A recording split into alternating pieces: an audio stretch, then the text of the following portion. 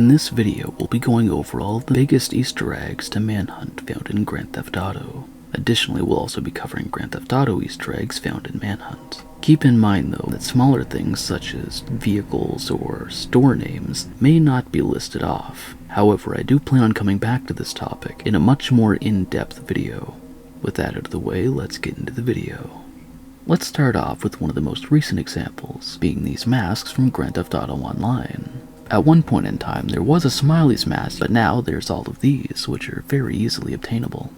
There's also this very interesting image I found on the Grand Theft Auto subreddit. I have no idea where this is located, but as you can see, it depicts a grotesque pig monster, a man in a mask vaguely resembling a smiley, and then of course, we have the white rabbit.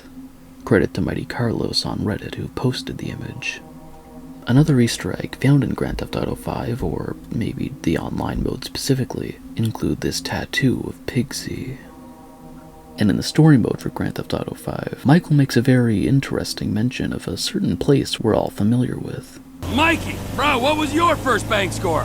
88, outskirts of Carcer City. Took a small franchise for 10G. And for another direct mention, there is this moment right here, which can be heard over the radio in Grand Theft Auto 3.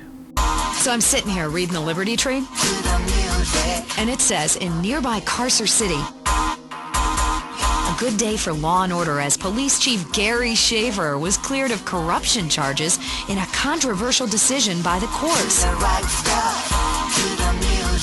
Let's hope those missing witnesses turn up safe and sound. Tired of all the sunshine and good weather? Looking for a real American vacation?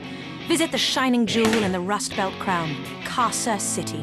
It's a real man's vacation. The pride of a nation is in Carcer City. It's steel, ice, and poverty.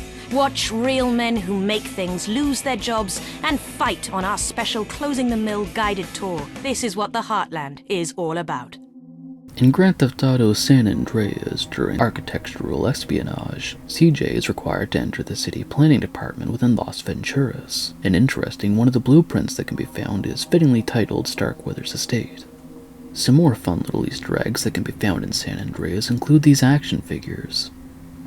Several vehicles and stores cross over between games, the Kuruma being just one example of a vehicle, and as for stores, there's Rite Aid, Toy Corner, Tarbrush Cafe, and 24/7.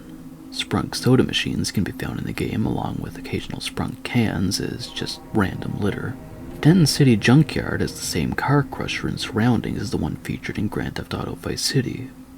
There are a couple of shopping bags with gash on it in the journalist's apartment during press coverage, which are used in Grand Theft Auto Vice City. Phil Cassidy from the Grand Theft Auto series is confirmed to exist within Manhunt. Promised my little boy I'd take him to Cassidy's Bargain Firearms Emporium tomorrow. And now for an interesting Easter egg connecting Manhunt and Bully. But I'll let Swegta take it from here. I'm sure a lot of you know that GTA, Bully, and Manhunt all take place within the same fictional universe. Townsfolk will sometimes reference the latest Starkweather movie, and a car from GTA 3, the Stallion, can be seen in the shop classroom. But did you know that the condescending and at sometimes downright sadistic voice sometimes heard over the Asylum PA is the exact same as the PA voice used for Dixmoor Asylum in Manhunt 2? Don't worry. The rumors of electric shock therapy are only that. Rumors. There's no such thing here. Really. A cell door is open. Our orderlies do not beat the patients. Anyone who claims otherwise is obviously crazy. Cells locked down. Knowing that both of these asylums exist in the same universe, it makes me wonder if they're owned and operated by the same company. A big thanks to Swegta for allowing me to include this in the video. I'm sure if you're a fan of Rockstar Games content, you've probably seen his channel before. But for those of you unfamiliar, Swegta is essentially the Bully guy. If you're a fan of Bully, you gotta watch his channel. In Manhunt 2, the main character Daniel Lamb has a very interesting piece of backstory, having studied biochemistry at the University of San Fierro, San Andreas. In Grand Theft Auto 4, there are some pedestrians that can be spotted wearing a sports t-shirt for a team known as the Carcer City Unicorns, with the numbers 1103 being a nod to the release date of the game. Some more Grand Theft Auto 4 Easter eggs, this time tied directly to Manhunt 2, include graffiti,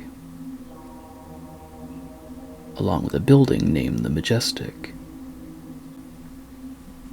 Although I'm confident saying there are definitely more Easter eggs, especially in other Rockstar titles, this will be where we end the video. I will return to this topic again in the future, after I've replayed Manhunt and Manhunt 2, going over every single detail and making notes, and then after I've done the same thing with the entire Grand Theft Auto series, and then Bully, and then Red Dead, and then LA Noire, and then I don't know, the Warriors?